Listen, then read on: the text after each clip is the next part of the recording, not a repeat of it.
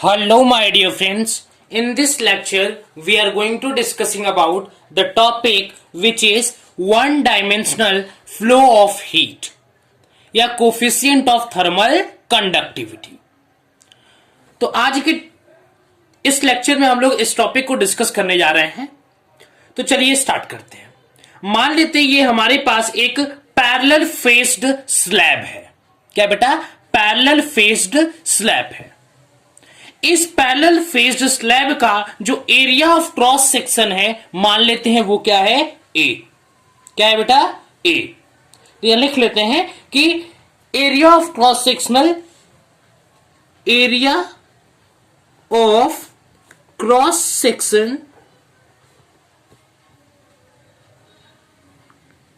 Section equal to A है and the length is L.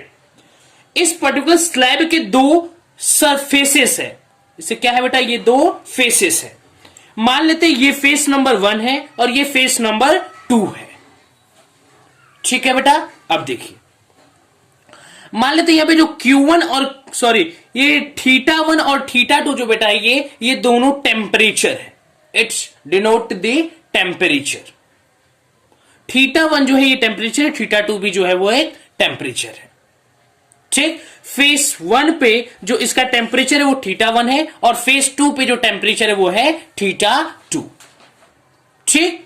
तो हमें करना क्या है इसमें कि हम मान लेते हैं कि let us assume that no heat escapes out from the side of the θ2। देखिए हो क्या रहा है कि मान लेते हैं कि यहां से Q हीट इंटर किया। क्या किया बेटा? एक फिक्स टाइम इंटरवल पे यहां पे Q हीट इंटर किया फेस 1 से। ठीक। तो उतना ही अमाउंट का हीट Q2 से लीव भी करेगा, बाहर भी निकलेगा। ठीक है। लेकिन एक कंडीशन यहां पे देखना होगा कि मान लेते हैं let us assume that no heat escapes out from the side of the Q2, from the side of the slab by the convection of a radiations. ठीक। हम लोग कह सकते हैं, मान लेते हैं एक एजम्पशन लेना होगा कि मान लेते हैं कि यहां पे जो Q1 से θ1 इस जो पर्टिकुलर फेस से फर्स्ट नंबर फेस से ये जो अमाउंट ऑफ हीट इंटर कर रहा है उतना ही सेम अमाउंट का जो हीट होगा वो θ2 से इस पर्टिकुलर सेकेंड वाले फेस से बाहर भी निकलेगा। लेकिन इसके लिए कंडीशन लेना होगा कि मान लेते हैं यहां से किसी भी साइड से जो हीट है वो एस्केप आउट नहीं कर रहा। ठीक है। तो इसको चलिए मैथमेटिकली कैसे देखेंगे उसको देखने की कोशिश करते हैं। चलिए बेटा, ये जो दोनों फेसेस हैं ये एक स्टेडी स्टेट पे फिक्स किए गए हैं। मान लेते हैं ये θ1 टेम्परेचर पे और ये θ2 टेम्परेचर पे। ठीक। तो एक्सपेरिमेंटली क्या देखा गया? एक्सपेरिमेंटली देखा, फर्स्ट पॉइंट एक देख लीजिए। एक्सपेरिमेंटली देखा गया कि जो Q मींस जो हीट था वो डायरेक्टली प्रोपोर्शनल हो गया एरिया ऑफ क्रॉस सेक्शन की। मतलब जितना एरिया ऑफ क्रॉस सेक्शन होगा उतना अमाउंट ऑफ हीट इंटर करेगा। ठीक है। तो यहां पे लिखा गया, देखा क्या गया कि directly proportional to the area of cross section. ठीक है। The heat Q is directly proportional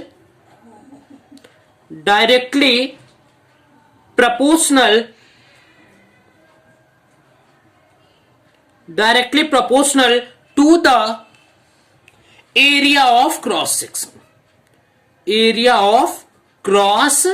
section।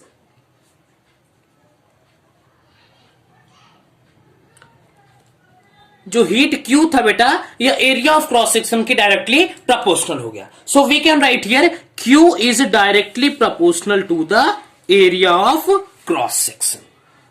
और एक्सपेरिमेंटली सेकेंड सिचुएशन क्या देखा गया बेटा? देखिए एक्सपेरिमेंटली जो सेकेंड सिचुएशन देखा गया वो ये था कि यहां पे जो पर्टिकुलर टेम्परेचर था, टेम्परेचर का जो डिफरेंस था θ1 minus θ2।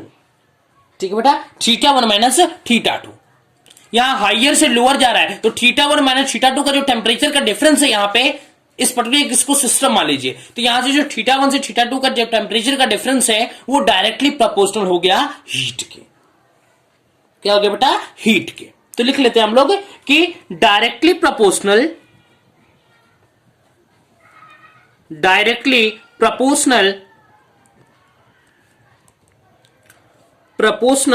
To the temperature difference between the two phases, to the temperature difference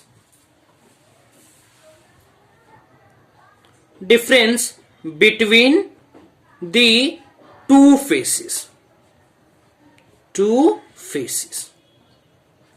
दोनों फेसेस के बीच के टेम्परेचर जो डिफरेंस है उसके डायरेक्टली प्रोपोर्शनल हो गया। कौन, हीट की हम बात कर रहे हैं, ठीक है, directly proportional to temperature difference between the two surfaces, ठीक है। इसको आप θ1 माइनस θ2 से रिप्रेजेंट कर सकते हैं, ठीक। ये हो गया हमारा temperature difference.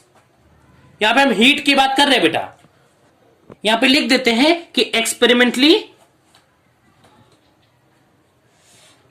experimentally shows that heat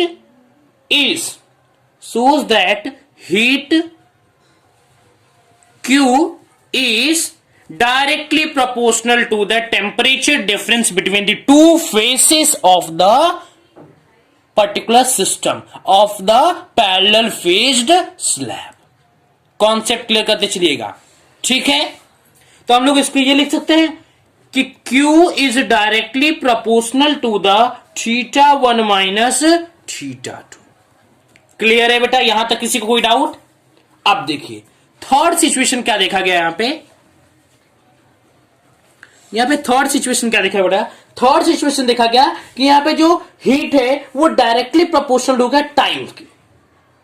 क्या हो गया बेटा, directly proportional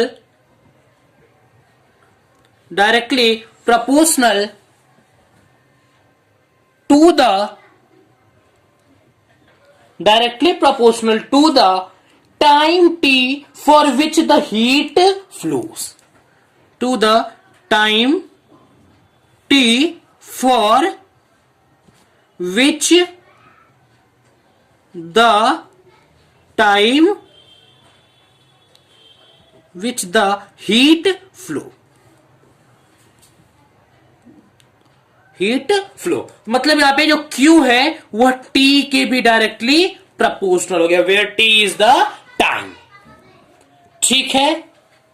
अब देखिए तो हमें एक और फोर्थ सिचुएशन देखा गया, एक लास्ट सिचुएशन यहां पे ये देखा गया बेटा कि ये जो पर्टिकुलर हीट था वो इनवर्सली प्रोपोर्शनल हो गया लेंथ के,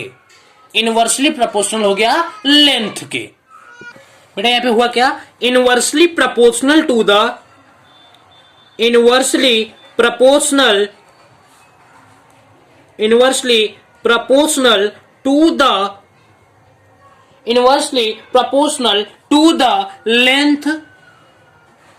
L, ठीक है, ऑफ द स्लैब, ठीक है। स्लैब का ये जो लेंथ है इसके इनवर्सली प्रोपोर्शनल हो गया कौन, हीट। कौन बेटा, हीट, ठीक है। या आप इसको ये भी लिख सकते हो कि distance between hot and cold faces, distance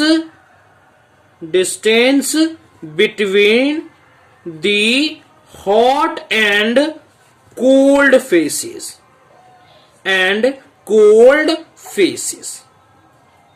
ठीक है। तो आप इसको क्या लिख सकते हो, Q is inversely proportional to 1/L, ठीक है। अब देखिए अब हम क्या करते हैं, इसको कंबाइन करने की कोशिश करते हैं एक्सप्रेशन को, ठीक। Combining the above factor we get, whatever the factor we get उसको हम लोग कंबाइन करते हैं। Now combining the above factor,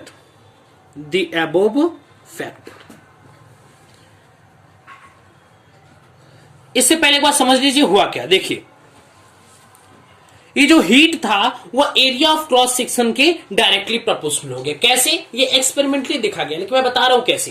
क्योंकि जितना बड़ा एरिया ऑफ क्रॉस सेक्शन होगा बेटा, एरिया ऑफ क्रॉस सेक्शन जितना बड़ा होगा, हीट उतना ही ज्यादा अमाउंट में एंटर करेगा। ठीक है, अब देखिए नेक्स्ट जो था टेम्परेचर डिफरेंस के डायरेक्टली प्रोपोर्शनल हो गया। ठीक है, टेम्परेचर आप जितना ज्यादा बढ़ाओगे, हीट उतना ही ज्यादा फ्लो करेगा। ठीक, और तीसरा देखा गया टाइम के भी डायरेक्टली प्रोपोर्शनल हो गया, मतलब जितने देर तक हीट आप उसके अंदर फ्लो कराओगे उतना ही ज्यादा हीट फ्लो करेगा। मान लेते हैं कि 5 सेकंड तक हीट मैंने ट्रेवल कराया और आपने 10 सेकंड तक कराया, तो किसका हीट ज्यादा ट्रेवल करेगा? आपका, क्योंकि आपका जो टाइम पे है वो क्या है, ज्यादा है। ठीक, और दोनों लोग का जो हीट का अमाउंट है वो सेम है, तो मैं 5 ही सेकंड तक कराया, आपने 10 सेकंड तक कराया, तो आपका हीट तो ज्यादा होगा ना। इसीलिए ये जो हीट है वो टी के डायरेक्टली प्रोपोर्शनल हो गया। ठीक, तो कंबाइन करते हैं हम लोग फैक्टर्स को, लेट्स सी। तो यहां पे क्यू के कौन कौन डायरेक्टली प्रोपोर्शनल था? देखिए ए, एक और था θ1 माइनस θ2। ठीक, और ये टी अपॉन एल, एल तो इनवर्सली प्रोपोर्शनल है ना। So we can write here, let's see बेटा, we can write here K A θ1 minus θ2 T upon L. क्या देखा गया बेटा? K area of cross section temperature difference into time upon length, where what is the K? K is the coefficient of thermal conductivity. यही जो के का proportionality आया है, इसी को हम लोग बोलते हैं कोफिशिएंट ऑफ थर्मल कंडक्टिविटी। ठीक, तो इस एक्सप्रेशन को हम लोग अच्छे तरीके से लिखने की कोशिश करते हैं। So we can write here बेटा, Q equal to K A θ1 minus θ2 T upon L, that is the expression of heat.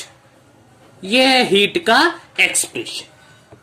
ठीक है, हमारे यहां के क्या है बेटा?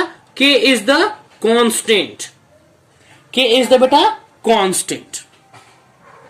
कांस्टेंट के को कहते क्या है? के को कहते हैं कोफिशिएंट ऑफ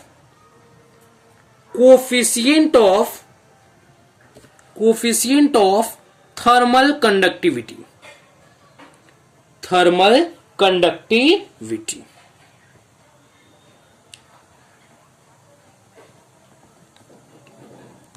थर्मल कंडक्टिविटी का ये कोफिशिएंट ऑफ थर्मल कंडक्टिविटी बोलते हैं।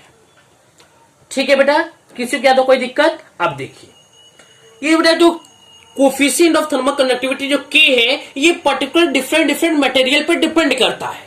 It's depend on the different material, which type of material you are taking. किस टाइप का मटेरियल आपने लिया है उस पर ये जो के की वैल्यू है वो डिपेंड करती है। ठीक है बेटा, अब देखिए मान लेते हैं एक क्षण के लिए हम लोग कि यहां पे ए की वैल्यू 1 है।